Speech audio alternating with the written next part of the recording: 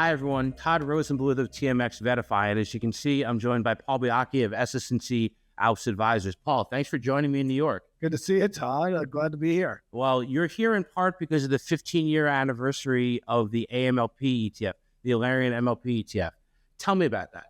Yeah, so I'm still buzzing. We rang the bell with a massive group to celebrate the 15-year anniversary of AMLP, and it was just cool to see so many friendly faces supporting that event for us. And as you know, we had Stacey Morris, head of research at Verify, with us on stage, along with Brian Coco and a number of other members of the Verify team who were intimately involved in the administration and management of that index. And I think a lot of people don't necessarily realize how much goes into managing an index. They just see the product tracking it. They don't necessarily understand the mechanics of making sure that that index adheres to its goal, its mandate. And it's funny because we're in a moment, Todd, and you're as plugged into anybody in the ETF worlds, where innovation seems to be the focus. Inverse this, leverage that, buffer that, find outcome this. And I'm old enough to remember when AMLP was a really innovative, cutting edge product, because it took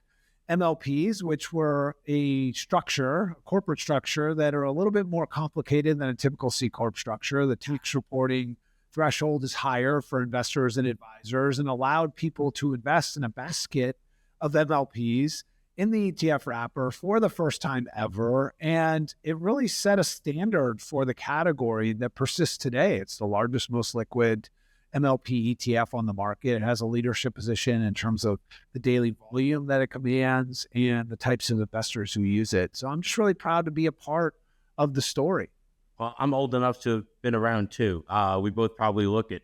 But tell me how you're finding advisors are using AMLP within a broadly diversified portfolio. Yeah, it's interesting because this year feels as if it's a fork in the road of sorts for energy and how people think about energy, in the sense of, you look at XLE, which is the proxy most people use for energy equities on the market. That is the largest, most liquid energy ETF on the market, part of the Select Sector Spider lineup. And it's at $7 billion with a B in net outflows so far in 2025, $13 billion in net outflows over the past 3 years. And yet AMLP had north of $1.6 billion in net inflows last year. It's knocking on the door of $1 billion and net inflows once again year to date. And so in some ways, midstream has kind of separated itself from broader energy investment. And we think there's a number of reasons for that. The fact that energy infrastructure is a very unique subset of the energy space and is increasingly being viewed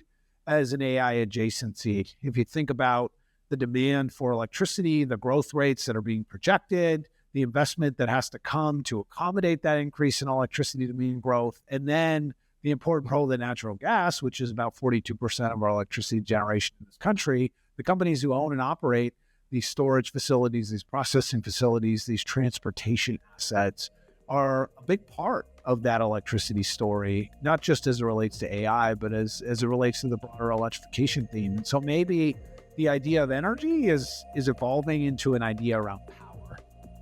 Well, thanks, Paul. Thanks for joining me. My pleasure. Thanks, Todd. We'll see you soon. If you want to learn more about energy infrastructure, visit etftrends.com.